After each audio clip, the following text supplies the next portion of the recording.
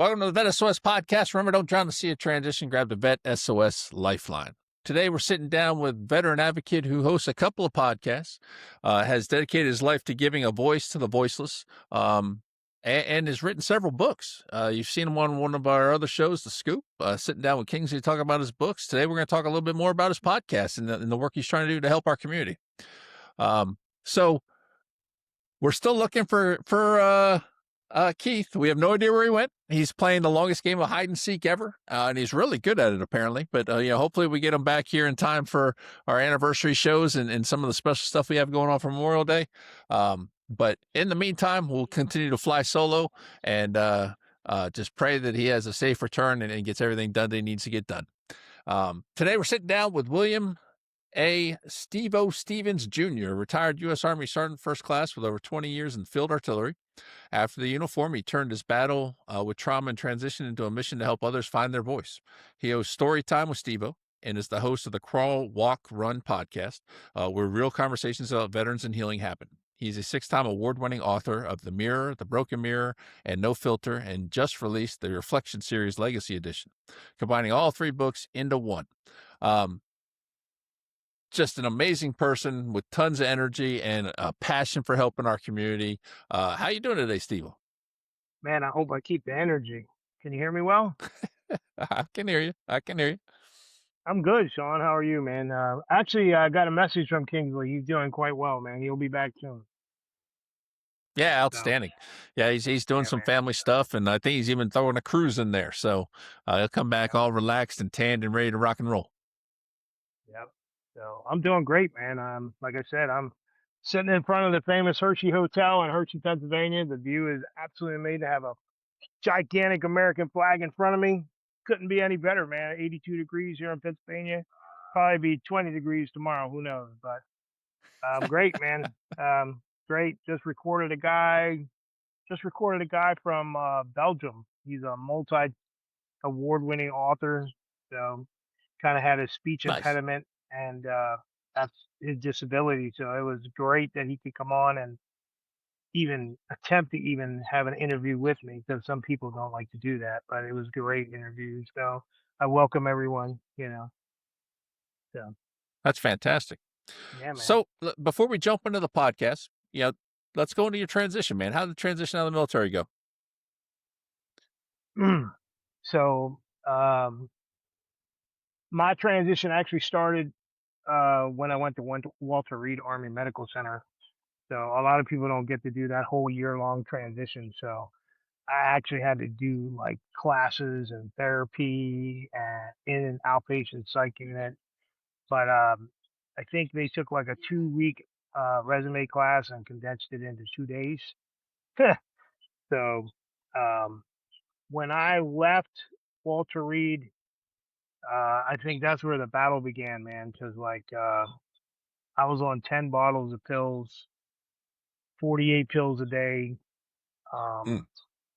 Just got a brand new daughter. So basically, they separated me because what happens is they put me in Walter Reed because they didn't want me to bring the war back to the battlefield. I mean, the war back to the living room. And I had a brand new daughter. I had a brand new wife. I didn't know how to be a father.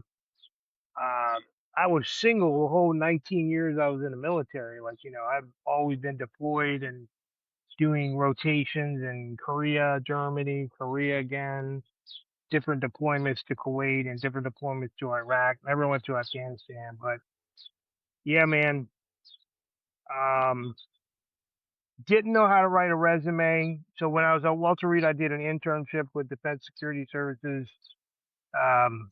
on being a security specialist.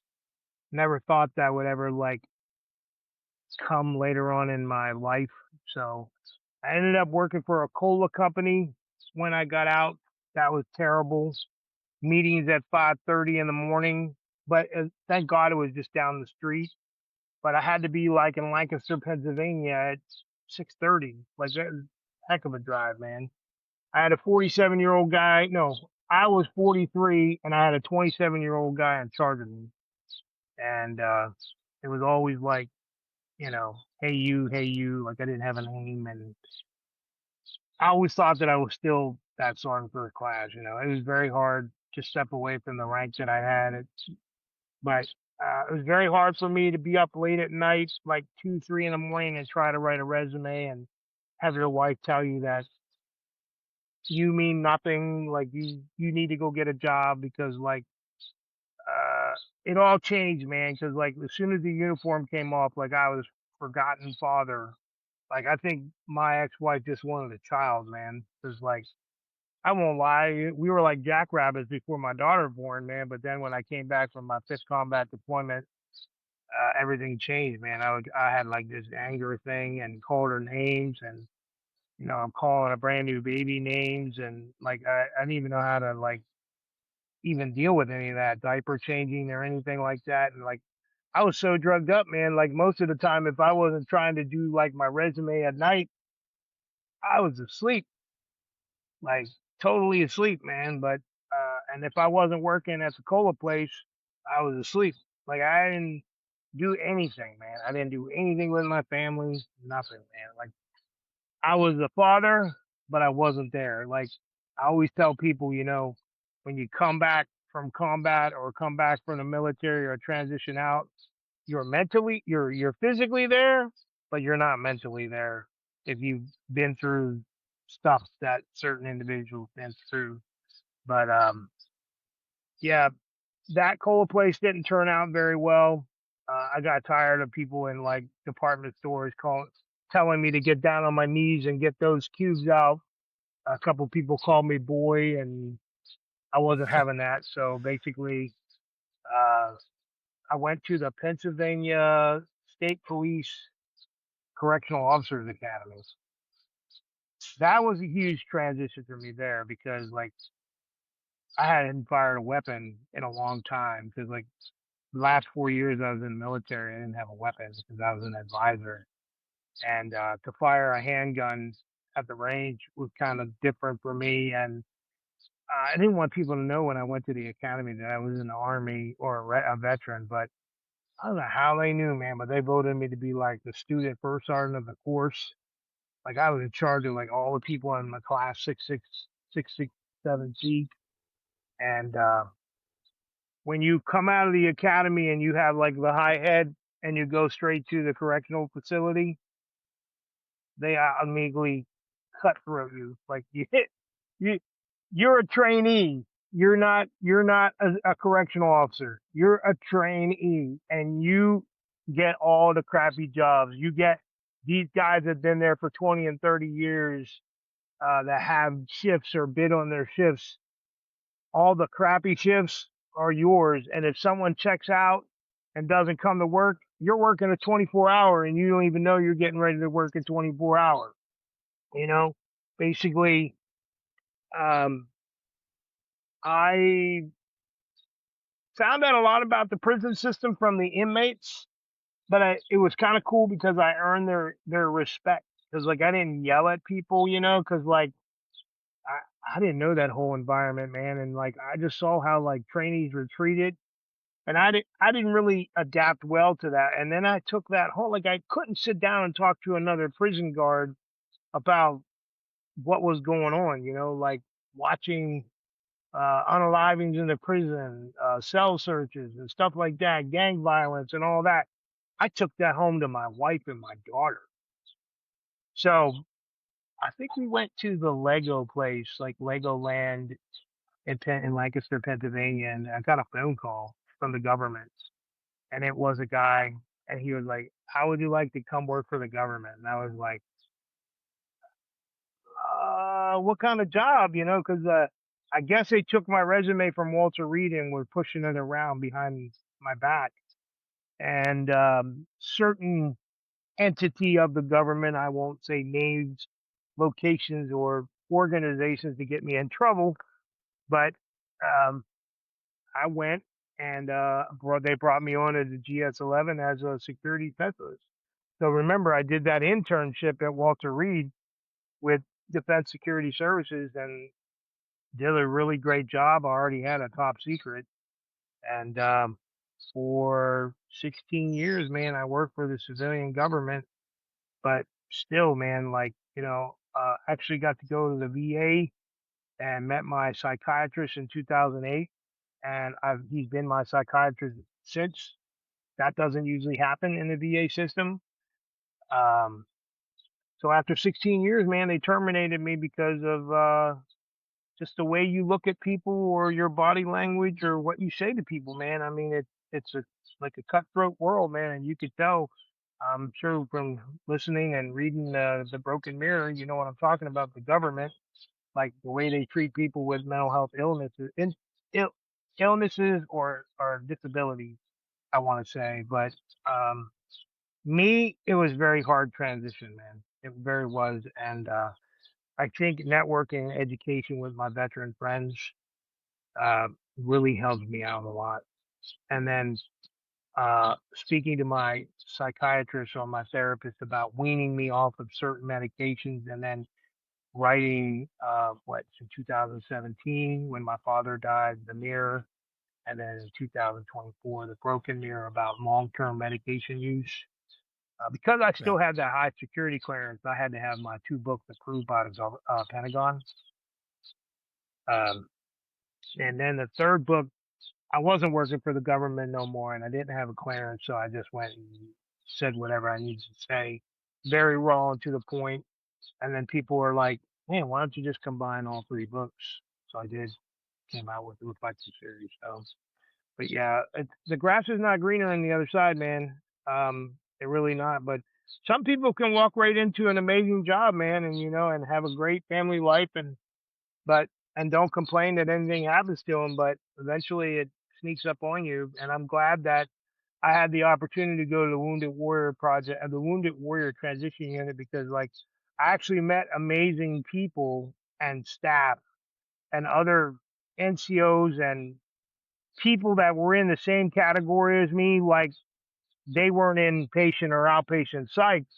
They just put them there to work with other veterans and then transition them out of the military. So Yeah. kind of like, we have a problem with you, but we don't want to get rid of you. We want to rehabilitate you into the Wounded Warrior. You are going to be a staff member and you're going to learn how to work with other veterans. So, and I even mentioned the staff and people in my books at the end. So I think without the Wounded Warrior transition, I might have found myself in jail, man. So, but Yeah. um, That's a heck of a journey, brother. Um, it's I'm a firm believer that everything kind of happens for a reason. It may suck while you're going through it, but your journey enabled you to write a couple amazing books that are helping people. Um, and excited to see how you do here with the new book. Where you're combining all three so people can actually sit down and get it all in one. That's fantastic. Let's jump into the podcast, man. What made you start Story Time with Stevo and the Crawl Walk Run podcast? What was the driving force behind that? so in 2000, was it 24, I believe, um, I want to say August, November. Yeah. I was on Travis. Travis, he's a Marine Corps veteran. He Yeah. has a podcast, and I was on Brian Roost's podcast. I was on a few other veteran podcasts, but I wasn't doing podcasting. I was just trying to tell my story, and it was just very hard because, like, I was sorry about that. Got your little ants and stuff, bugs crawling around outside, but wildlife. Um, it opened my eyes to what was going on in the veteran world, because, like, I saw that other people had the same issues or worse than me. Now, I wasn't out. So I was Stevo because my last name is Stevens, and my mentors and senior NCOs that I served with got tired of calling me Stevens or William or Billy. And, like, instead of calling me Steel 21, my call sign, they would yell at me on the radio, Stevo, come here, And so I got Stevo that way. And I was actually 1821 Productions voice of the voiceless for the longest. And there was a huge thing with my trademark. So I had to like step away from that. Like, I don't know. I get a lot of scam mails about people trying to take my trademark. It's approved. And then like people were like, what is 1821? Like, what is that? What is that to do to help veterans? You know, we understand the voice of the voiceless, but why don't you change that? And then I said, okay, I'll just call myself Storytime with Stevo. But I changed the word time to TYME because there's a lot of story times out there. So um, when I was out on the road in my RV, I sold my house in 2024. Uh, I started doing audio podcasts, not video. So I had some amazing guests, trauma guests, and season one was really good. But I did a lot of interviews while I was driving my RV. People didn't know, you know, I would be driving at night and do the interviews, you know, but, and I did a lot of veteran podcasts outside because I was on the East Coast helping people in North Carolina from the floods and all that. And, periodically I would jump on different veteran podcasts and they were telling me, why don't you like do video? You know, you got a good story, you got a good podcast. And I really don't talk about my books or anything on my podcast. Like I more focus my guests. My guests are my priority, and I have had my pros and cons. So season two, um, I got tired of reading bios, like because of my disability. I'm not a very good Yeah. reader, and when you have like Sergeant Major of the Army and high visibility people, and you jack up their resume, you know, it can come back on you, you know. So AI started helping me. I started using the AI enhancer where I would take people's bio. They would give me a 2 minute bio and pictures, and I would put all this together and have make an amazing bio trailer and use that as like thank you for coming on my show. You can use this for public engagement because during the bio trailer, I don't talk about my show at all because I have my own opening. And thanks to Brian Ruth and some of the podcast guys, they showed me how to do like the openings and stuff because they're like, dude, the beginning of your show is stupid. Like seriously, like they were like, nobody wants to see all the stuff about your books all the time, you know? It's the Crawl, Walk, Run podcast. You need to talk about crawl, walk, run. So I started doing that. And the reason why I called it crawl, walk, run is because in the Army or in the military, they teach you coach, teach, and mentor. And then I found out from military, corporate, and sports leadership, there's like 850 different definitions of leadership. So I just said, to hell with it. We'll just do crawl, walk, run. You start out as a follower and end as a leader. But sometimes people don't realize when you're a leader, you get knocked down, but you got to crawl back up. And it always seems Yeah. like when I interview people, I ask them 4 questions in the beginning and then the platform. It's like 30 minutes or 40 minutes because I've noticed that some podcasts, when you have disabilities or mental health, you kind of lose track and go a different direction and people don't want to watch it no more. So, uh, first question is, what is crawl, walk, run? And that resonates with a lot of people. They actually love that question. Pretty cool. Second is, what is trauma? And if you don't have trauma, what do you do to help other people with trauma? Third question is, with that trauma, what are the coping mechanisms that you use? Like if you were on Yeah. medication and you weaned yourself off, what do you do to help others? And then fourth, the question you asked me, what was your military transition like? Was it good or was it bad? So, and I have been noticing that people, a lot of PR people have been reaching out to me to have me on, to have their people on my show. So, and it's really great that I, and one thing you have to learn how to communicate with PR teams, man, because if you're like really, if you're rude or you say something they don't want, and then you have to work with them because like if they don't like the video trailer, you know, some of these people are real important, you know, like they could just like say something on your podcast and make you just look bad. But Yeah. everything that I've got so far is pretty positive. So um, I do have a country music star coming on my show. I'm not allowed to say his name because his PR team will come after me, but he's a Marine Corps veteran. I think you might know who I'm talking about. He's a country music star. He personally reached out to me and said, I love what you're doing. I am following a few of your Facebook things that you're doing and some groups that you're following and engaging. And like I said, networking with other people. This guy reached out. Had just a gentleman on my last podcast from Australia.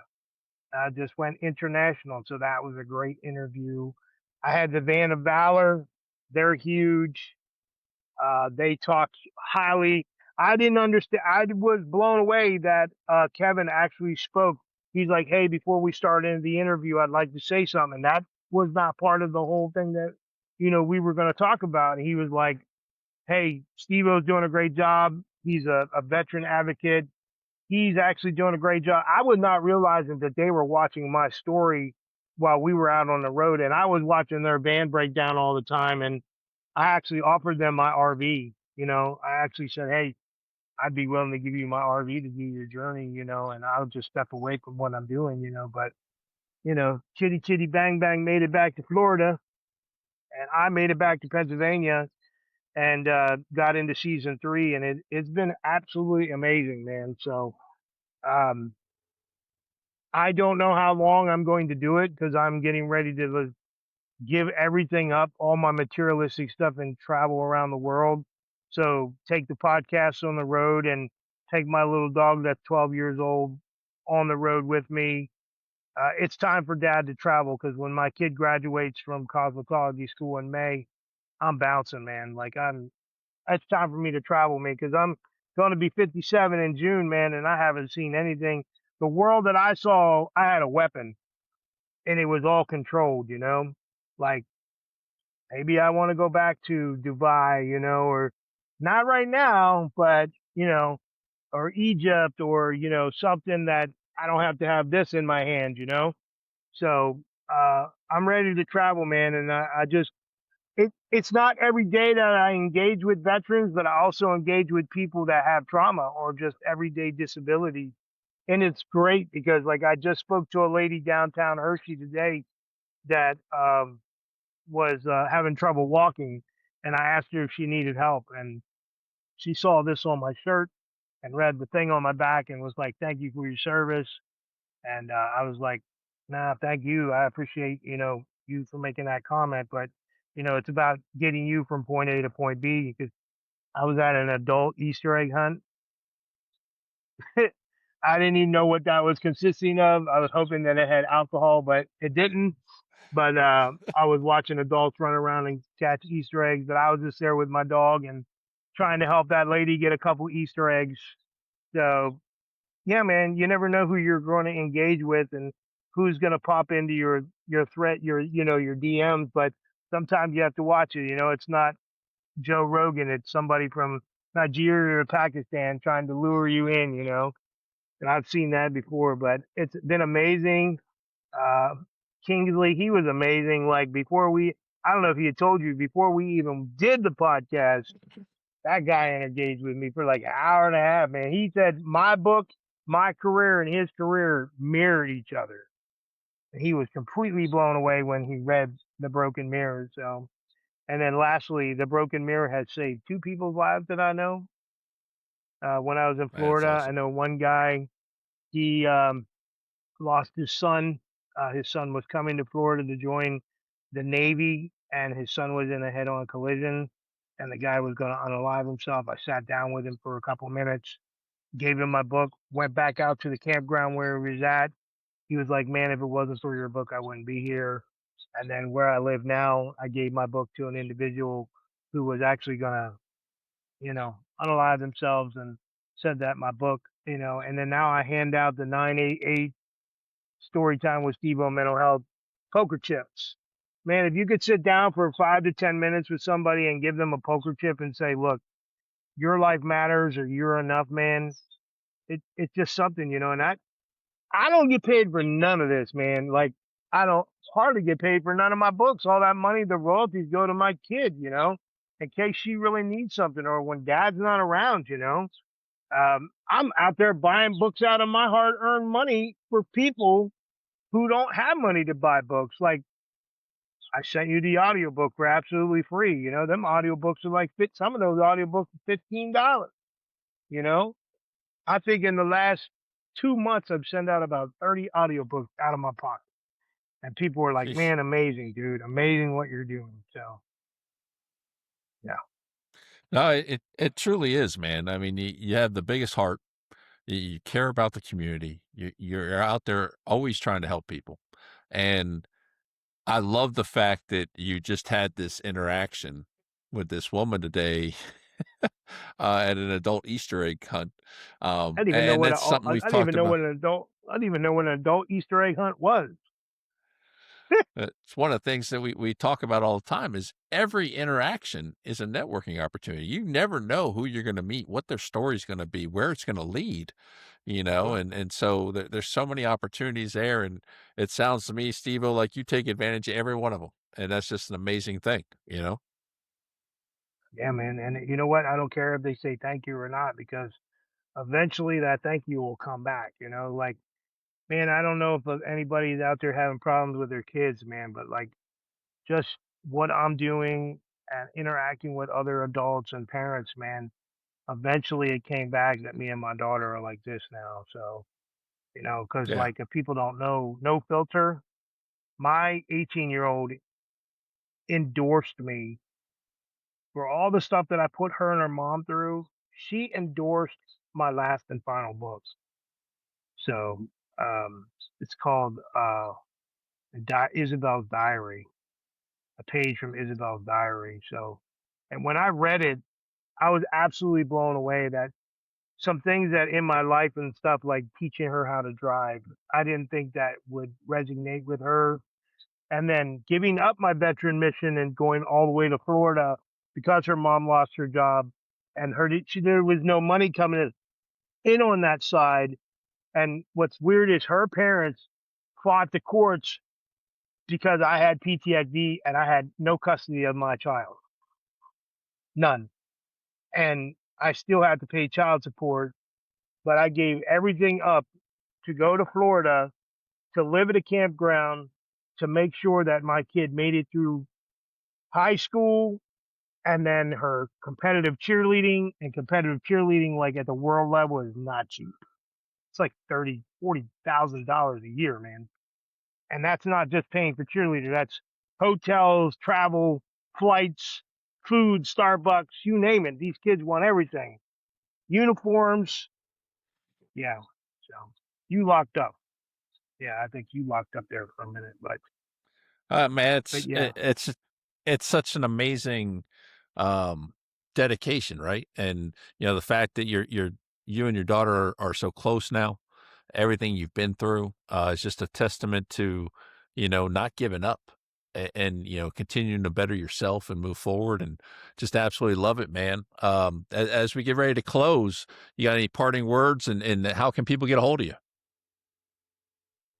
So I'm on I could say you could go to Amazon and all this, but I have story time, so it's story TYME with and then Stevo STEVO 69. I was born in 69.com. That is my website, and at the bottom it has my link tree, all my books, everything, the audiobooks, and also all three audiobooks are done by the same veteran narrator. So yeah, I just think that's an amazing that that guy did that. Um, I would say, mental health is a life sentence without parole because I worked in a correctional facility and saw murderers and killers walk. And once you have these, I understand that you can get shots and therapy, but demons are always there, man. Demons are in the mind and the body and the soul. But, even though we have that smile on our face, why did I write books about mirrors? Because you have the shining and then the inside you have the dark. And we all have a dark side that we don't talk about. So I just think that if you're in silence, man, you should speak. It probably make you feel a little better and actually give a signal to people that you need help because a lot of our 22 a day, they're not even getting help and they don't speak Yeah. out and we never know, man. So, but yeah, so uh, if I would say one thing to people, man, if you know someone who's struggling, man, just reach out. It doesn't even have to be money. Man, just sit down and talk to somebody. I'll just tell you real quick. There's a guy in my building who is a veteran. Well, he considers himself not a veteran. He didn't make it through uh, basic training. He didn't adapt, and he got out. He's hearing voices, and I sat down with him the other day, and I said, "Look, man, I definitely have to come to this conclusion with you, man, because like you're scaring people." And I just want to tell you, man, that if you ever want to talk, I'm in room 103. I'm a veteran. I've heard voices. I've punched walls and brought blood to my knuckles. I said, it's not so bad, man. I said, if you think people are after you, man, you can always sit down with me. I said, some people think that you're a joke, but I said, believe in yourself. I said, don't let people, because I guess his dad left him and didn't believe him in anymore because he was a failure in the army. You know, just because you're a failure doesn't mean that you can get your ass back up and try to be the best Yeah. person that you can be. So, Yeah. but thank No, you. I absolutely. always say thanks to past, present, and future warriors that we have. So, Absolutely. And man, I want to thank you for joining us today, Stevo. I mean, your story is amazing. Your books are amazing. If you haven't watched the episode of The Scoop with Kingsley and Stevo, you need to go check it out. That's just fantastic. Check out his books. I mean, he's just amazing what he's been able to put together. And he's helping people with these books. If you feel like you need any kind of help whatsoever, check them out. If you know somebody that needs help, check them out. That's part of why we do what we do here is to help share these resources because they're out there for you. And by all means, check out his podcast. You're going to hear some great stories, some great conversations, and maybe just happen to learn something that's going to help you.